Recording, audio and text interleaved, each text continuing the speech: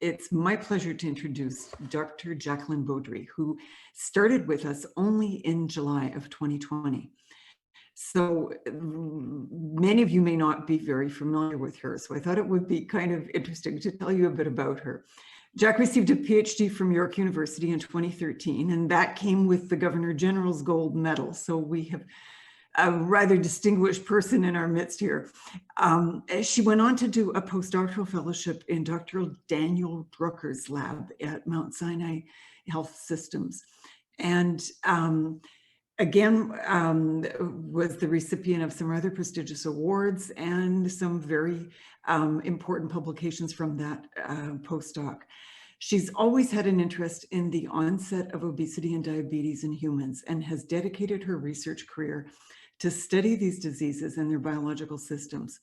So the work presented today is a compilation of her PhD and postdoctoral work that has formed her new research platforms that she and her lab will be taking on to improve our understanding of how we as humans control and balance good and harmful fats in our body under energy excessive and demanding conditions.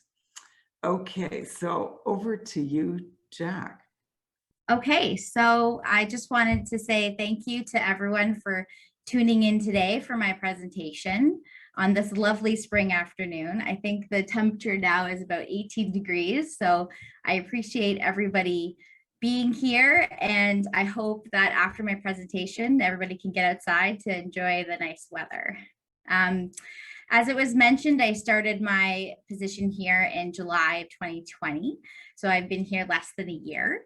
But now we're in the process of getting ready to start some experiments and in my lab with graduate students that I have taken on, and I have 2 summer students now as well.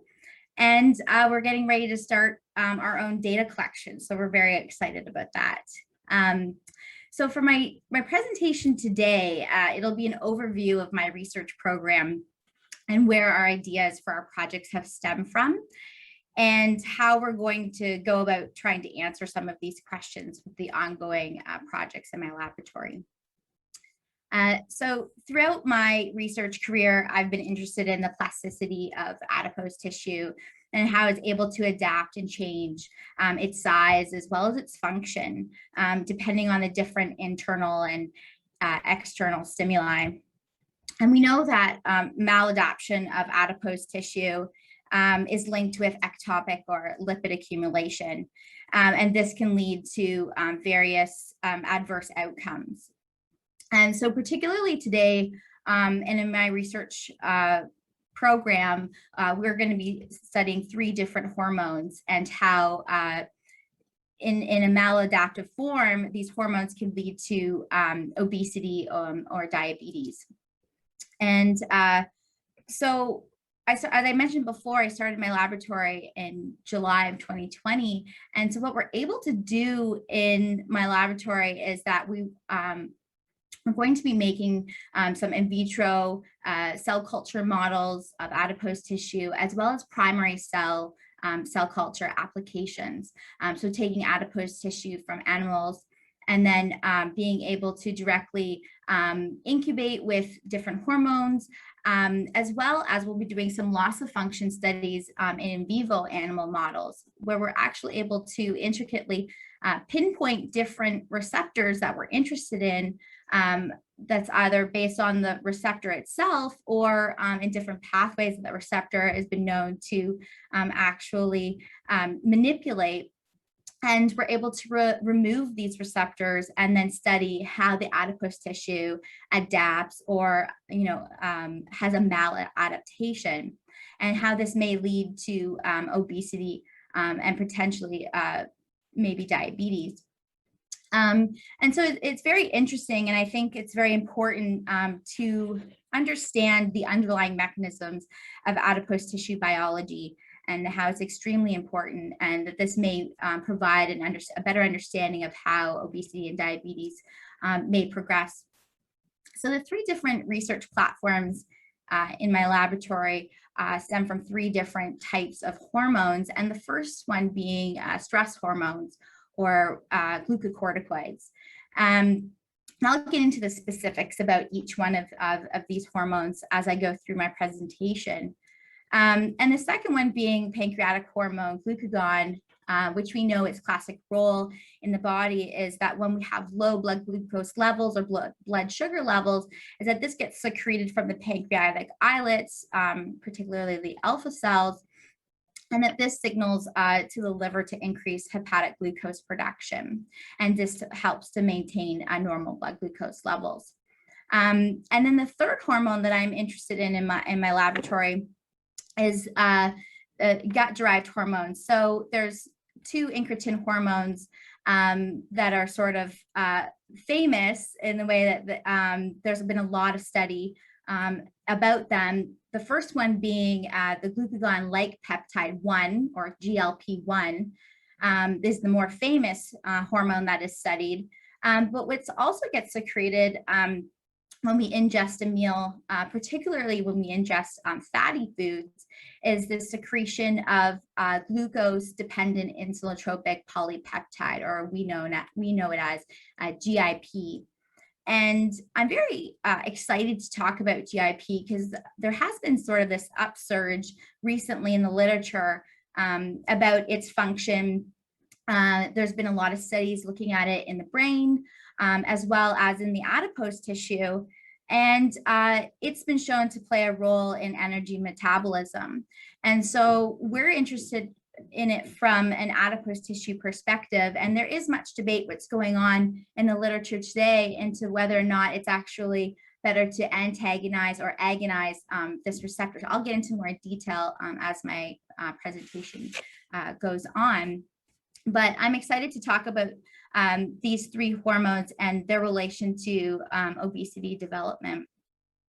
Before I get into talking about the specifics of these hormones, I want to talk about obesity as a progressive chronic disease that is now known as, and that it is defined as the abnormal and excessive fat accumulation that impairs one's life. And there's many different areas that that obesity can affect our lives, and through mental health, cardiac, liver, pancreas, as well as our physical health. And obesity is a very serious medical condition, and it does require treatment. So trying to understand the underlying mechanisms of obesity developed from the adipose tissue perspective, I think, is very important. And that's the stand that we're going to be looking at it from today. But I just want to acknowledge that obesity is a very complex disease, and it is compounded by many different factors that have been highlighted in the literature. And so these factors being food availability, food choices, as well as societal pressures. But today I'm going to be talking about obesity from the perspective of energy expenditure and how the adipose tissue can play a role in this. So when we have an imbalance of energy metabolism, that could be where we have an increase in food intake that's matched by a decrease in energy expenditure. We have this increase, can have this increase in body weight gain. And I just wanted to point out to you that this is a very simplistic model of how we can actually increase body weight or adipose tissue mass. And it's very simple to sort of say that, well, if we can sort of balance out this equation by, decreasing our food intake or, making better food choices, by matching that with an increase in energy expenditure. But what I think we need to sort of take into the equation as well is other factors that may play a role in manipulating these energy expenditure and food intake. And one of those factors would be hormones. And so hormones have been shown to increase energy expenditure. They've been shown to decrease energy expenditure, as well as actually play a role in food intake. So the food that not only just taking in more foods, but actually the different types of food that we prefer. And I think it's important to also talk about the different types of adipose tissue and their related functions, because what's also being more recognized in the literature today is that the classic white adipose tissue that stores, chemical energy as lipids, is actually, it's been shown to have different, more complex functions, and there's also different types of adipose tissues. So, classically, the white adipose tissue is shown to be a very static organ, in that it really only functions to store energy as lipids and then release it in times of need, so such as starvation. But what's been shown in past few years is that white adipose tissue in particular can actually secrete signaling hormones. And so if we have a dysfunction in how the adipose tissue secretes these hormones, then this can lead to disease onset. And another type of adipose tissue, which I'm very excited about, is brown adipose tissue. And it is very different compared to white adipose tissue. And it's expressed in both humans and in rodents. And I'll get into a little bit more details about that in just a second. But what the big difference is between brown adipose tissue compared to white adipose tissue is that actually brown adipose tissue, or we call it BAT, uses the lipids that are taken up into the tissue, and it dissipates that energy as heat. And so this is a way for an animal to actually increase mechanisms for increasing energy expenditure. And these mechanisms are known as non-shivering thermogenesis, so a way to produce heat without actually contracting muscle. And the way that brown adipose tissue, so this increase in non-shivering thermogenic mechanisms, is actually through the use of uncoupling proteins, which are situated in the mitochondria of the brown adipose tissue along the intermitochondrial membrane. And this is how, if we can actually increase the amount of brown adipose tissue or activity, or recruit more brown adipose tissue, then this has been shown, at least in rodents, that this is a way to decrease our body weight gain. So just more looking at where these adipose tissue depots are situated, and particularly in the rodent model. The brown adipose tissue, the biggest depot is actually in the interscapular brown adipose tissue. So it's just in between the shoulder blades here. And this is where you're going to find the biggest depot. It's kind of like in a butterfly sort of shape. The other types of adipose tissue, so the white adipose tissue, the epididymal adipose tissue, which you would find in a male mouse or a male rat, actually represents the visceral depot. So later on, when we get into some data, and I'll be talking about epididymal white adipose tissue, this is where it would be found here. And there's also a very interesting type of, it's sort of a combination of white adipose tissue and brown adipose tissue, depending on the different stimuli that the adipose tissue receives.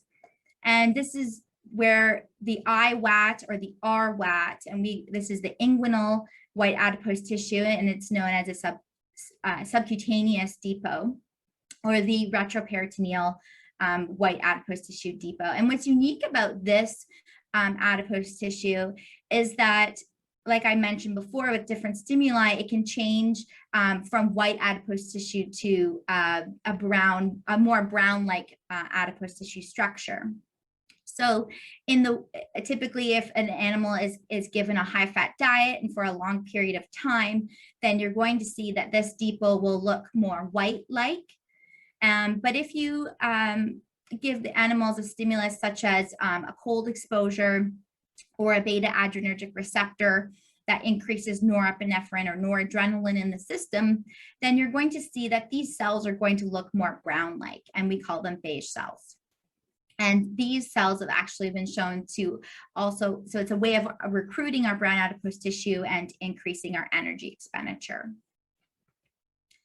So I'm just going to walk you through the thermogenic mechanisms of how we receive the stimulus from the sympathetic nervous system, such as a cold stimulus, or as I mentioned before, a beta adrenergic receptor agonist, and that this increases noradrenaline or norepinephrine into the system, and it stimulates the beta-3 adrenergic receptor that increases cyclic AMP into the cell, in the cell. And this increase in cyclic AMP will then increase PKA activity, or protein kinase A, that will that phosphorylates the perilipin, or the HSL, which stands for the hormone-sensitive lipase protein, and that this causes for hydrolysis of the lipid droplet and releases free fatty acids. These free fatty acids are then taken up into the mitochondria of the brown adipose tissue. And what would typically happen, in the white adipose tissue, what would typically happen is that the free fatty acids would then go through electron transport chain, create a high amount of proton gradient, and the protons would then leak back through the ATP synthase that's located on the inner mitochondrial membrane and yield an increase in ATP. And then what happens in the brown adipose tissue when you have a lot of these uncoupling proteins also situated on the inner mitochondrial membrane is that this proton gradient will then actually increase will leak the energy back through the uncoupling proteins and release it as heat. And then that goes into the bloodstream. And that's how an animal will be able to maintain core body temperature if you're exposed to cold environments. And so it's a way for animals to increase energy expenditure. And now it's being proposed as being a model to help to decrease body weight in humans. This is, of course, up for debate.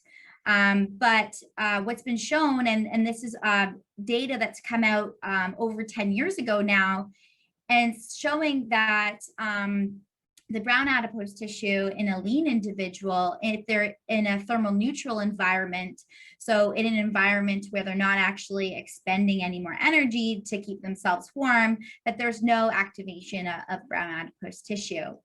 However, if you cold expose a human, then you would see this activation of brown adipose tissue, particularly in their subclavian area here around the shoulder blades.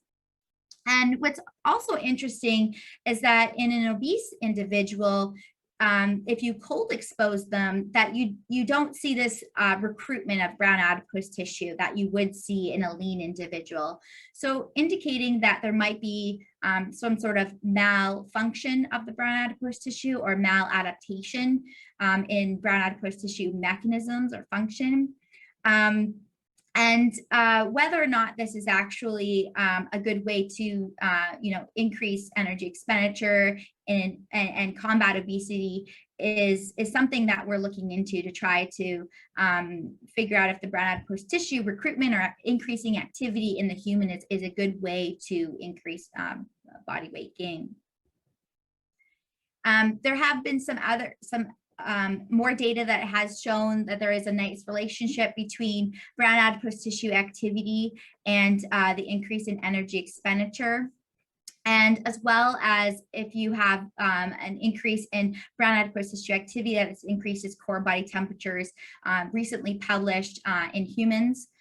So there are a lot of data that support that this is actually a good mechanism to increase energy expenditure, particularly in rodents, but it has been shown more recently that it's a good way to increase brown adipose tissue in humans as well. And so what my research is looking at is the hormone balances between energy homeostasis. So as I mentioned before, we're interested in stress hormones or glucocorticoids. In particular, in humans, it's known as cortisol, and in rodents, we call it corticosterone. So I'm going to get into a little bit of data here and about our particular research interests in this area. So I'll refer to the experiments that we've been performing in rodents as corticosterone or CORT. There is a difference between the human and rodent hormone. We are interested in the pancreatic hormone glucagon, as it's been shown to increase brown adipose tissue activity. And this has been shown to be conserved in both rodents as well as in humans. I'm not going to get into too much of the details today about this research project area, just for time reasons. But I'm going to be talking, the third hormone I'm going to talk about more is, as I mentioned before, the glucose-dependent insulin-tropic polypeptide, or GIP. And how GIP is a very interesting hormone, and it's sort of up for debate right now as to whether or not it is important to antagonize the receptor in the adipose tissue, or to agonize it, as to whether or not that's a better way to help with decreasing body weight gain. And so, as I mentioned before, we're going to be looking at these hormones and the role of these hormones in energy homeostasis. And we're going to be looking at how they play a role in body weight gain in the white adipose tissue, and how we can maybe increase recruitment or activity. And this may lead to an increase in body weight loss, and how the hormone GIP may play a role in both avenues. So I'm going to first start talking about glucocorticoids, or stress hormones. And so when we have this elevation of glucocorticoids in the body, so this could be through an acute stress or even a chronic stress stimulus, or an individual that has been given exogenous glucocorticoids, we have this upregulation of the hypothalamic pituitary adrenal axis, or the HPA axis, that is stimulated in the brain. And this increases the release of ACTH, that then increases the glucocorticoid production from the adrenal glands. And the glucocorticoid receptor is actually widely expressed on many different tissues in the body. And because of this, there has been shown that there's a lot of effects that glucocorticoids can have on different tissues in the body. So particularly in the muscle, increase in glucocorticoids shows that there's a decrease in insulin sensitivity. So chronic glucocorticoid exposure can cause for an increase in insulin resistance. An increase in glucocorticoids in the liver is shown to increase hepatic glucose production. And in the pancreas has been shown to increase insulin secretion, which can also lead to insulin resistance within the pancreas as well. And particularly in the adipose tissue, in pre-adipocytes maturing into mature adipocytes, that you see that there's an increase in adipogenesis. So there's more fat being made with this increase in glucocorticoid exposure. But what's interesting is that there seems to be a difference between chronic exposure to glucocorticoids and acute stimulus to glucocorticoids. And also what's interesting is that glucocorticoids seem to target different types of adipose tissue differently. So they seem to target visceral adipose tissue compared to subcutaneous adipose tissue for some reason. And glucocorticoids have been studied for decades, and we still don't know why glucocorticoids affect different adipose tissue depots differently. So this is something that my lab has been starting to investigate. And so if we have an abnormal amount of glucocorticoids in the system, this could lead to Cushing's syndrome. And Cushing's syndrome individuals typically have an increase in insulin resistance. They have an increase for feeding behavior. So not only are they wanting to eat more, but they have a preference for eating fatty foods as well. And they have an increase in free fatty acids in the circulation.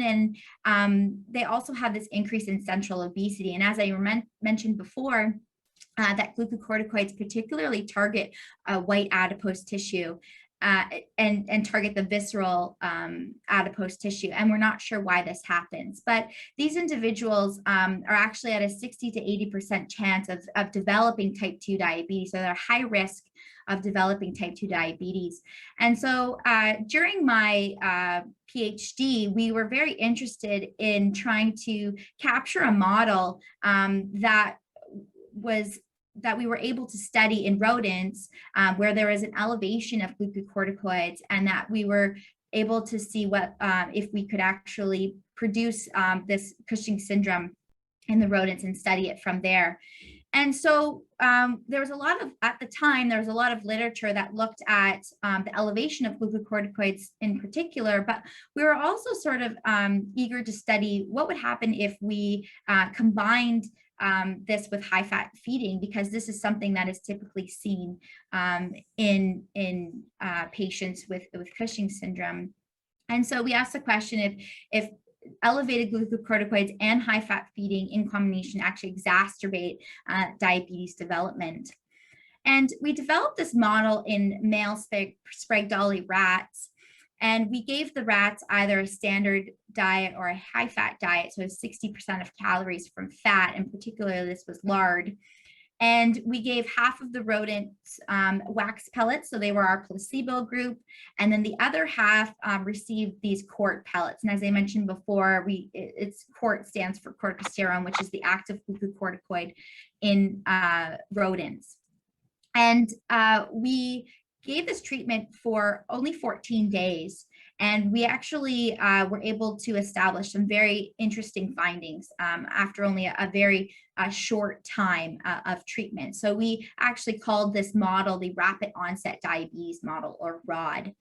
And we did this because you can see this from the first panel here, that the animals that are in yellow represent the quart high-fat diet group, and that in the fasted state, that these animals had very high levels of glucose, and then they remained elevated for a duration of for 2 hours after an oral glucose tolerance test. So they were very hyperglycemic. And when we measured their insulin levels during the oral glucose tolerance test in the fasted state, they had very high fasting levels of insulin. And once we gave them the bolus of glucose, we saw that there was this drop in insulin levels, indicating that there was some sort of maladaptation going on in the pancreatic islets. And then they continued to have elevated levels of insulin. When we measured the insulin resistance, so it's a HOMA-IR, the quart-treated groups, of course, had increase in HOMA-IR scores, but this was greatly exacerbated in the animals that were given the combination of the quart and the high-fat diet. And another set of data that really stood out to me was that their visceral adiposity with the quart treatment, that this increased after the 2 weeks of treatment, which was expected. But when we combine this with the high-fat diet, this exacerbated their level of visceral adiposity. And so these animals were quite sick. And but what we published this data and a few other papers after this, looking at the pancreatic islets and these maladaptations. And I'm not going to get into those mechanisms so much today, but what we still don't know is how the glucocorticoids and the receptors actually affect adipose tissue metabolism. And what we aim in my lab now is to examine these mechanisms and why elevated glucocorticoids and high-fat diet actually modify lipid metabolism in white adipose tissue. And how we're going to go about doing this is looking at mechanisms of utilization and transport and storage in the white adipose tissue. And before I get into the project details, we are interested in looking at, yeah, sure. Sorry, so before we look at the project details, we're going to be, I just want to talk to you about the different ways that glucocorticoids can impose their effects on the white adipose tissue. And this can be done through genomic effects of glucocorticoids, where the glucocorticoids will actually enter into the white adipose tissue and bind to its receptor, so the glucocorticoid receptor. And then this will go on to bind to the response elements and then increase protein expression. So HSL or ATGL are hormones, or sorry, the proteins that would actually increase lipolysis in the cell. And so one of my master's students, Nigar Mir, is going to be looking at the differences between the genomic effects of glucocorticoids and the non-genomic effects of glucocorticoids in white adipose tissue.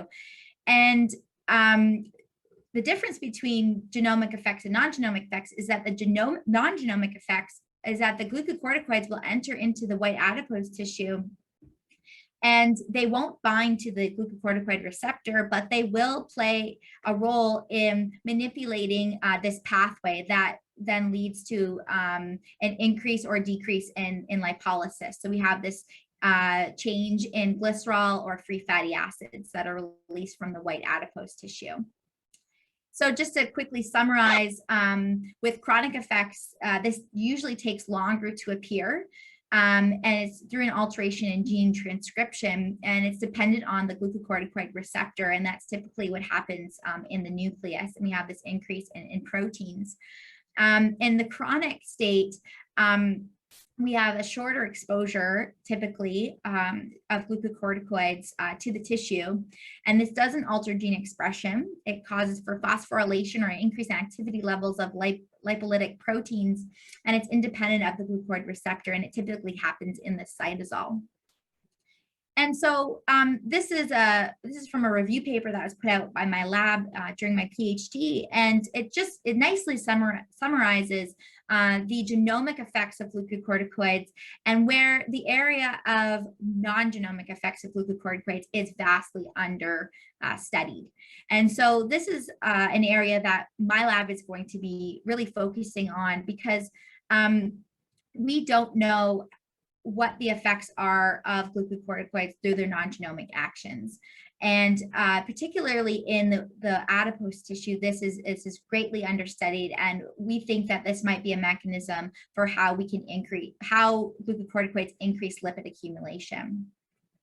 And some background data to support this is that we produced a paper in 2011, and we showed that the chronic exposure of glucocorticoids of 48 hours in a white adipose tissue cell model, or 3T3 cell model, showed that there was an increase in lipolysis that was time and tissue, dose dependent. And this increase for protein expression, so ATGL and HSL, that could explain why we see this increase in lipid accumulation.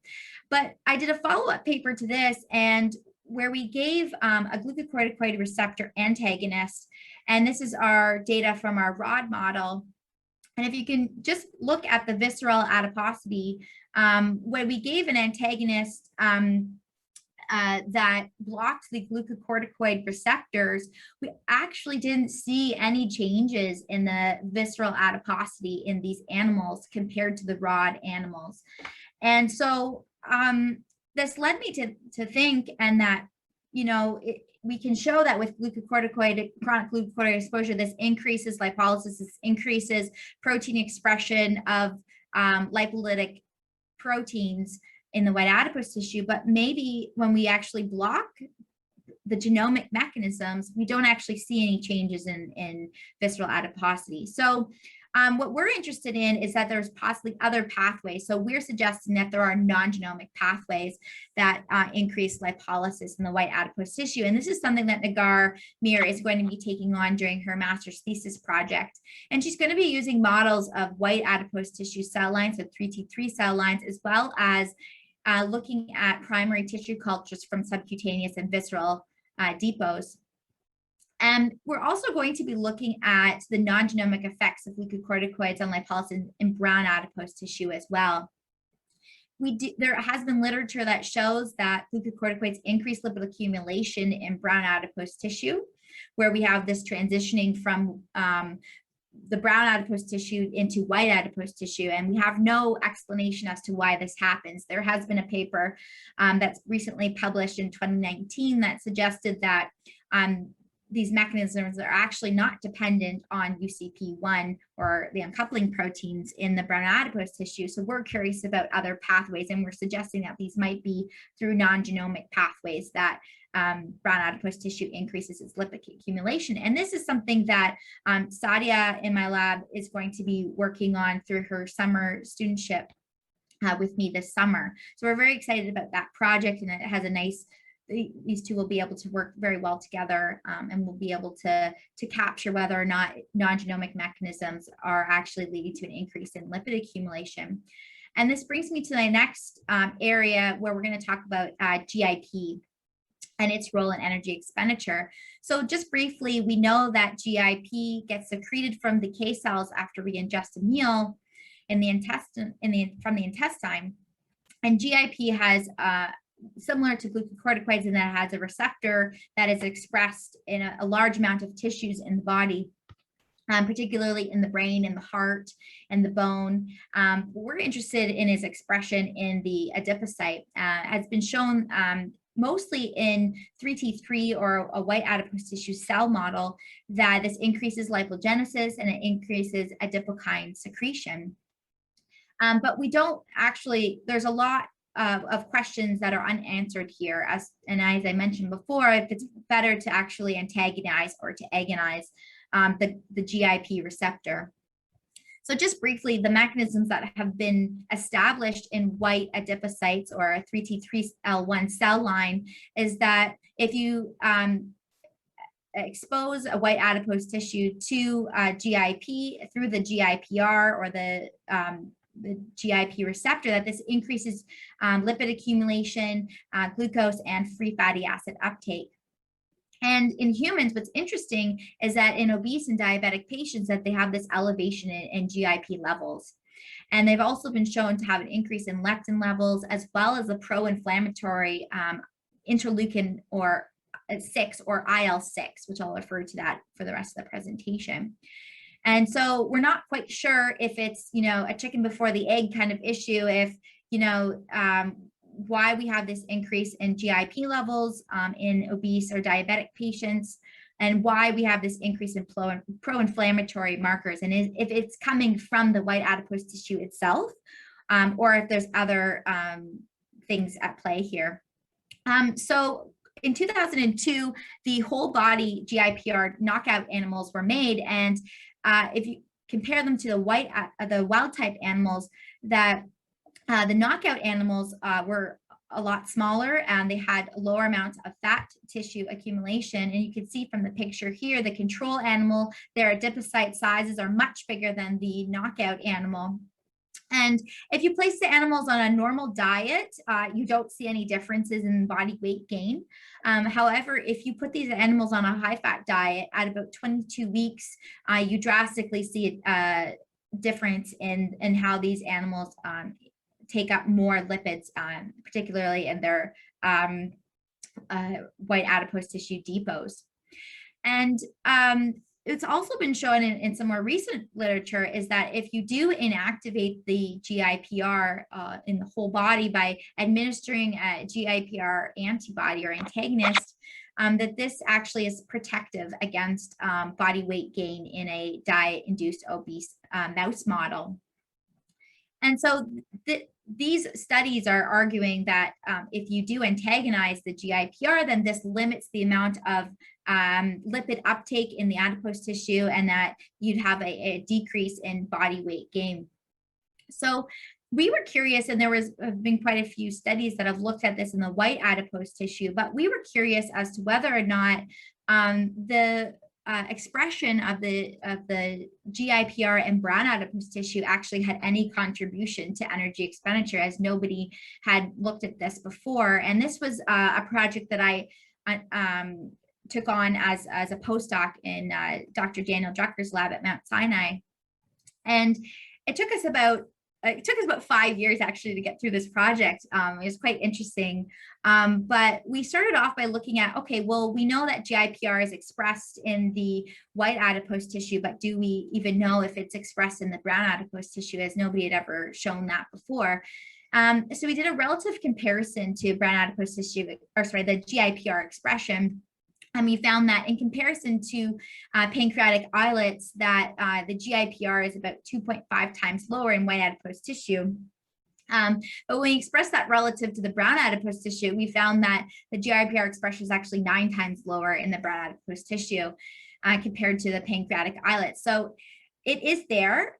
We did some full-length PCR, and these are just pictures. They're not actual. We didn't quantify anything from these, but we did find that there is an actual expression of the GIPR. It does exist in this tissue, although it is at a much lower expression level than if you compare it to your control of pancreatic islets. And when we separated the brown adipose tissue, the stromovascular fraction compared to the adipocyte fraction. So the stromovascular fraction is made up of pre-adipocytes, macrophages, and a bunch of other tissue types. It's at a much lower level than what you would find in the actual adipocyte.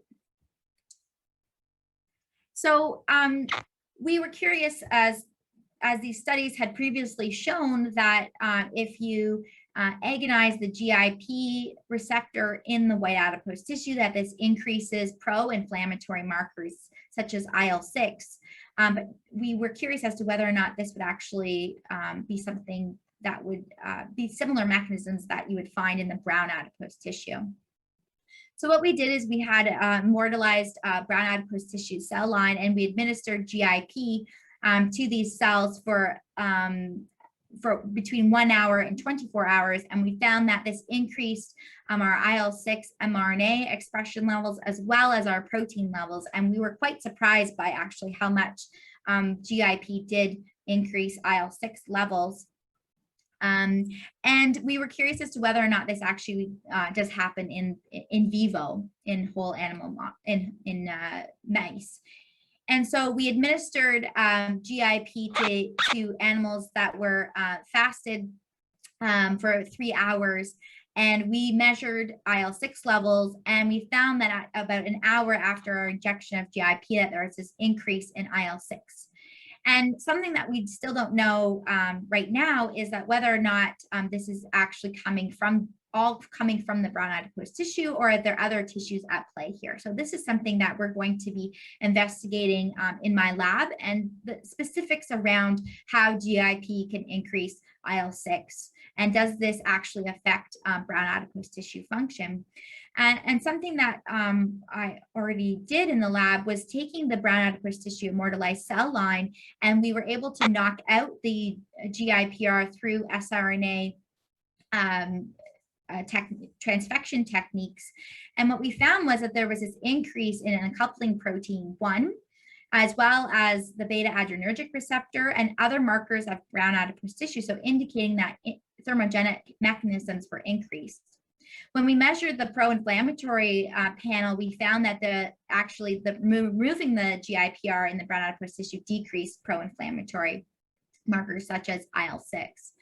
So we had this nice model in immortalized brown adipose tissue cell lines where we had an increase in uncoupling proteins, an increase in IL-6 levels, and we had this decrease in lipo, which I didn't show, but lipid metabolism genes.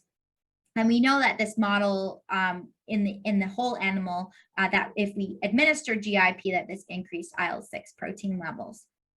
But we weren't sure as to whether or not, if we actually knocked down the GIPR in the brown adipose tissue, if this would have any effect on thermogenesis or inflammation, or if this led to the body weight loss. So we were trying to recapitulate what was shown in previous literature, where you have the whole animal, the whole body knockout of GIPR, and whether or not, if we removed it from the brown adipose tissue, if we would see the same effect.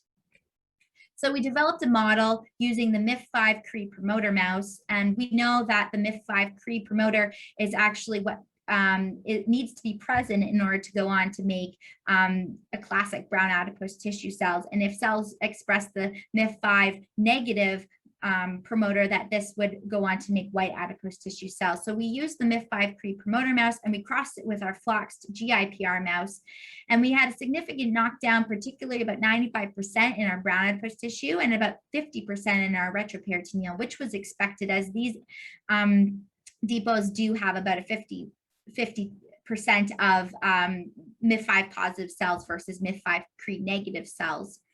And when we put these animals at room temperature and gave them a high-fat diet, that we had no changes in body weights in these animals. So it was much to our disappointment that we couldn't recapitulate the whole animal model, but we did find some other interesting things with these animals, and that when we put these animals during an acute cold challenge, so at 4 degrees, that the animals that did not have the GIPR in the brown adipose tissue were actually able to maintain their body temperatures much better than the animals that did not have, that were the control animals. So indicating that for some reason, the GIPR in the brown adipose tissue might be tied to how we thermoregulate. And we administered oral glucose lipid tolerance tests to these animals and found that there was this increase in lipids at the 2-hour time mark, and that this would indicate to us, this indicated to us that there was some sort of malfunction in lipid metabolism in the mice that did not have the GIPR in the brown adipose tissue. And so we were curious as to what would happen to these mice if we chronically exposed them to cold. And lo and behold, after 4 weeks of chronic exposure in the cold, the knockout animals had lower body weights. And when we took out the tissues and measured them, we had no differences in adipose tissue mass in the white adipose tissue depots, but we did have a decrease in the brown adipose tissue mass when we did not have the GIPR expressed there. And we had an increase in brown adipose tissue oxygen consumption when we measured this outside of the body of the animals. And we also showed that when we cold exposed the animals, that they had improved lipid tolerance tests. So to us, this indicated that there was some sort of sympathetic nervous system that is in connection with the GIPR in the brown adipose tissue. So that there might be some sort of mechanisms going on behind the scenes here, and that's maybe how the GIPR regulates lipid accumulation in the brown adipose tissue. So this is something else that we're going to be studying in my lab. So we were able to show that the GIPR and the BAT is functional, especially in the BAT cell line that we use, and that the GIPR modifies markers of inflammation. And as I mentioned, there is a clear connection between administration of GIP and IL-6 and removing of the receptor, and how this decreases IL-6 in the cells. And that the GIPR in brown adipose tissue plays a role in body temperature regulation and lipid metabolism, where the removal of the GIPR in brown adipose tissue did not contribute to whole body weight loss. That was observed in the whole body knockout animals on high fat diet at room temperature. But we're still excited about these data, and that I think it opens definitely a door, an opportunity to sort of look at GIP in another light, and that we still don't know what its role is in adipose tissue metabolism, as a lot of studies, as I mentioned before, has been done on white adipose tissue. And we still don't know how diet increases levels of GIP or increases levels of inflammation. And we still don't fully understand how the loss of the GIPR can contribute to fat mass. So these are things that we're going to be investigating in my lab. And something that's very interesting and has been recently published is that if you actually agonize the GIPR through these GIP analogs, and they actually has shown that you can also obtain a decrease in body weight gain in mice, at least in mice. So a similar result to what's been shown if you antagonize the GIPR. So we have this very, both sides are sort of saying that, hey, if we block the GIPR, then we can have this decrease in body weight. But also, if you administer GIP, then you have this decrease in body weight. So there's still much debate going on in the literature as to which is the better way to go about combating obesity. And so another student in my lab that she's been doing an undergraduate project with me this year, but she's going to hopefully stay on with us in the summer, is Shannon Chin. And she's going to be particularly looking at the role of GIP and its release of IL-6 in the brown adipose tissue, and how this can affect brown adipose tissue. And you know, if we remove the GIPR in the whole animal, does this actually decrease IL-6? Is this a problem for the animals? What's going to happen? So that's what her project will be taking on. So some take-home messages from my talk, and I'm just going to wrap up pretty quickly here so we have enough time for questions. But we learned that stress and gut hormones play a role in energy homeostasis. And I just want to also say that this is a complex process and involves adipose tissue and lipid metabolism. So we have many different applications in my lab. I'm just going to briefly go through you know, cell models. We have in vitro work, we have ex vivo organ models that we'll be looking at, as well as we're able to generate tissue specific knockouts in animals to look at whether or not, you know, the brain, the adipose tissue, and the liver actually contribute to how we gain or lose body mass. And we also have some very intricate equipment that will be able to measure energy expenditure through indirect calorimetry in my lab. And so the impact of this research is that we do need better biological medicines or therapeutic approaches to combat obesity. We know that it's a big problem in our society, not only in Canada, not only Ontario, but in the world. And so we need to have better medicines to combat obesity, and making sure that these are safe medicines for people, and that also making sure that they're medicines that will obtain the right amount of weight loss for these individuals. And so my research program will provide insight into mechanisms of adipose tissue biology and how these hormones function to regulate energy homeostasis and overall body weight balance. So thank you for everyone for listening to me today, and I'm happy to take any questions. And I'd just like to first reach out, acknowledge the labs of where I came from, the Riddell lab at York University, where I did my PhD, as well as the Drucker lab at Mount Sinai Hospital, and the people that are in my lab today, as well as my collaborators who have helped me along the way and along this journey. So thank you to everyone.